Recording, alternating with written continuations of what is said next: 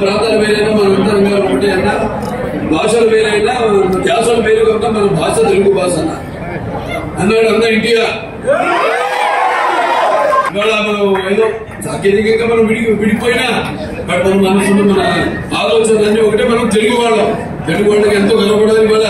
మరి ఇటువంటి అన్ని ఒక మానసృష్యం అయితే ఇటువంటి కొత్త కాన్సెప్ట్ సమాజంలో తీసుకోవడం అంటే, అలాగే ఎక్కడైనా సరే దేశంలో కావచ్చు విదేశాల్లో కావచ్చు, ఎక్కడైనా సరే ఏ రంగంలోనైనా సరే ప్రథమ స్థానంలో ఉండి మన దేశం పేరు ప్రఖ్యాతలను సముద్రాలను దాటి, అలాగే ఆ దేశాలు ఎక్కడున్నా సరే వాడు మన ఆ దేశాల యొక్క సామాజిక సాంస్కృతిక అలాగే రాజకీయ ఆర్థికంగా ఆ దేశాల భాగస్వాములు అవుతున్నారు.